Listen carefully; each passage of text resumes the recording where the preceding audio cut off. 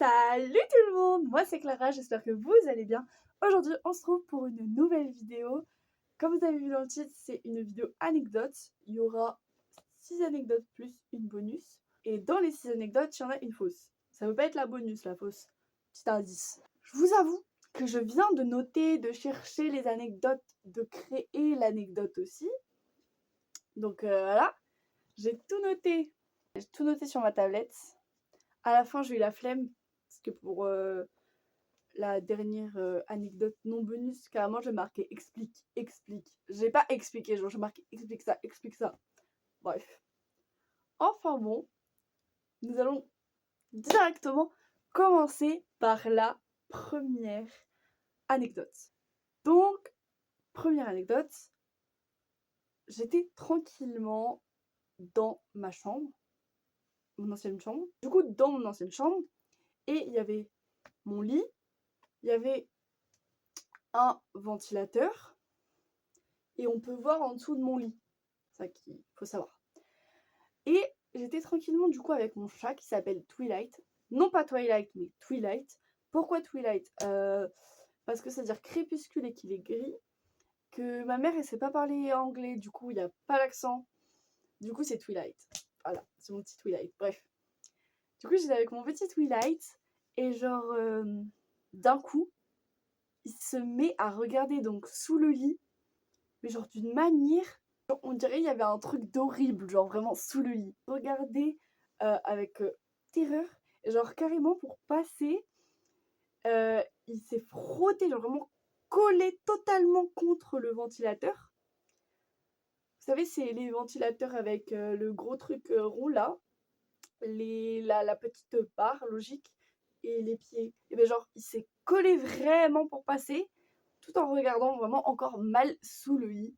La vérité, j'ai essayé de le rassurer, mais je pense que je ne le rassurais pas lui, mais j'ai essayé plutôt de m'auto-rassurer.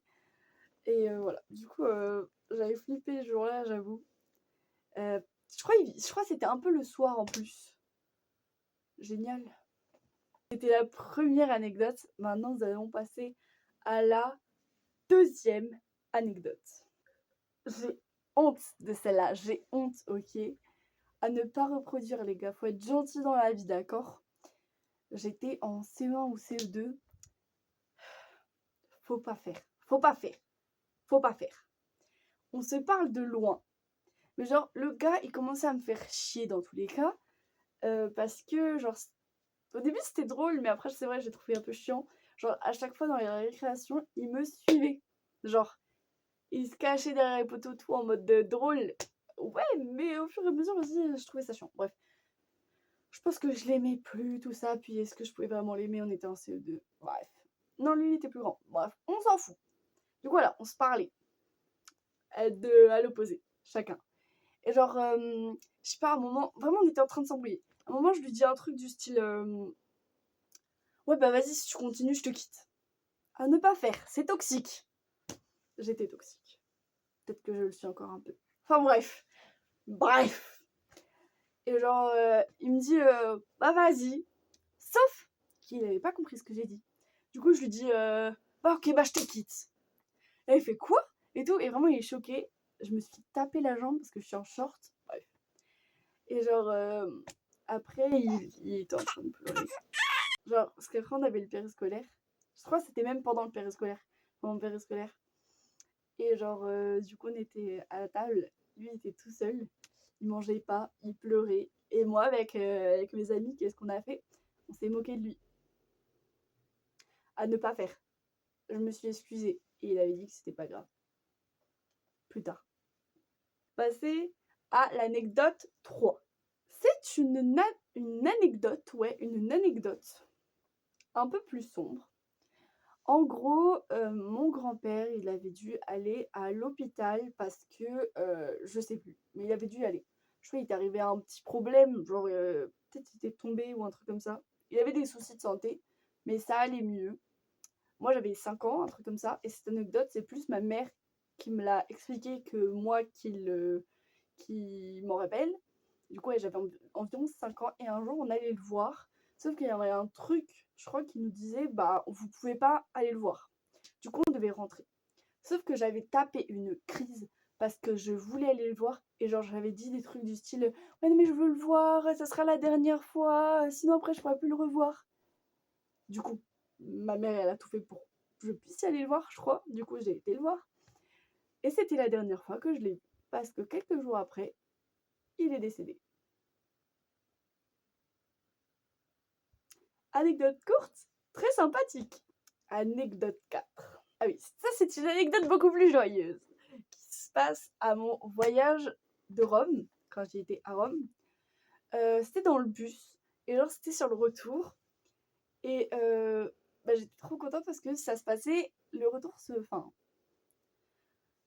un des 2 jours du retour, parce que c'était 48 heures, mais ça je vous en parlerai plus après parce qu'il y a une autre anecdote sur mon voyage à Rome. Bref, c'était le jour de mon anniversaire, j'étais trop contente. Ma mère, je savais qu'elle avait préparé un cadeau pour que je puisse l'ouvrir pendant le bus, qu'elle l'avait donné au prof et qu'ils me le donneront ce jour-là. Et je savais qu'elle avait donné aussi des bonbons pour tout le monde, tout le bus. Bref, et à un moment, moi j'étais tranquille et tout. Et là, je vois ma pote devant, genre qui était devant, parce que moi j'étais genre par là dans le bus et elle était par là, mais pas trop loin. Genre vraiment, je la vois, elle prend le micro. Je la regarde et tout. Je me demande, mais qu'est-ce qu'elle fait? Le micro du bus. Parce qu'il y a un micro dans le bus, oui. Et genre, elle fait oui, aujourd'hui c'est un jour spécial, c'est l'anniversaire de Clara, du coup, faudrait lui chanter. Du coup, ils vont tous chanter joyeux anniversaire. J'étais trop contente. Et après, quand on est descendu du bus, moi j'avais les bonbons, genre c'était un gros sachet de petits sachets. Du coup, je distribuais les petits sachets. Et à 3/4 des personnes ne me remerciaient pas. C'est quoi ces ingrats? Genre, ils les prenaient, mais ils ne remerciaient pas. Bref, j'avais envie de leur dire allez vous faire. Bref, voilà, anecdote finie. Joyeuse quand même, parce que ma pote, elle a préparé ce truc comme quoi on a tous chanté joyeux anniversaire. Je crois qu'elle avait dit quelques mots aussi sur moi, gentil. Anecdote 5. C'est encore une anecdote de voyage, mais c'est une anecdote de voyage sur Europa Park. J'ai pas fait exprès de mettre ces 2 anecdotes de voyage à côté. Bon, bref. En gros, du coup, c'était à Europa Park. C'était pendant les jours de forte canicule. Super. Et j'avais une bouteille, je l'avais vidée. On était au moment de la fin de la journée. On était en regroupement. C'était avec mon école. Les 2, c'était avec mon école, Rome et Europa Park. Et du coup, c'était regroupement. Tu dois aller avec ton prof référent. Voilà. Parle à ma pote et tout. Et je lui dis un truc du style ouais, j'ai soif et tout. Et ma prof, elle fait oui, mais si t'as soif et tout, si t'as plus d'eau, tu peux aller remplir vite fait. On attend encore plein de gens, tout ça. Tu peux y aller. Bah, du coup, j'y étais. J'ai demandé à ma pote de m'accompagner. Il n'y avait pas de toilettes, genre les toilettes publiques dans le coin. Du coup, il y avait un restaurant. Dans le restaurant, on va au comptoir et on essaie d'expliquer difficilement à la dame que qu'on aimerait bien qu'elle remplisse ma bouteille d'eau. Elle a dit que non, elle peut pas. Elle parlait pas français, du coup c'est pour ça difficilement. On monte en haut, là où il y avait donc des toilettes. L'eau dans les toilettes était chaude. Vraiment, toute chaude. Donc on redescend et genre on est comme ça dans le restaurant en mode ouais, moi je lui dis ouais mais moi j'ai trop soif et tout, j'en ai marre.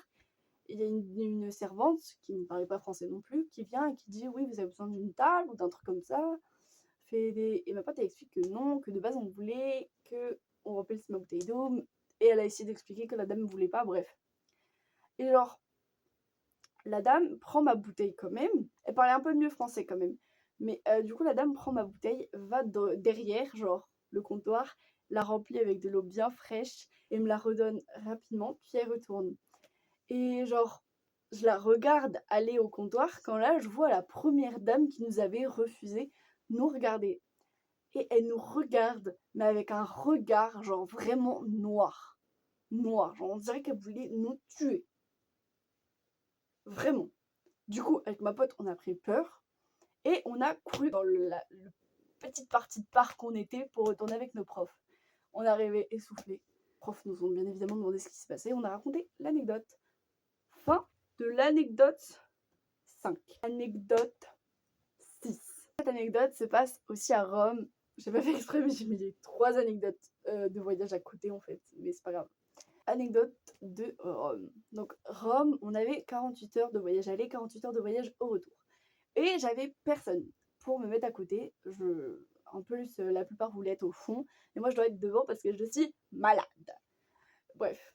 Et du coup, j'étais en mode, je vais me retrouver encore à côté de prof et tout, ça va être trop chiant. Il y a un gars avec qui j'ai parlé 1 ou 2 fois qui me demande pour qu'on se mette à côté et tout. Ça lui dérangeait pas d'être devant. D'ailleurs, tout mon groupe de potes s'est mis devant. Ça m'a arrangé. Et genre, j'accepte parce que c'était des potes, justement de mes potes. J'avais une position un peu de golemon, mais grave confortable pour le bus. Vous savez, il faut dormir et tout. Donc là, c'était...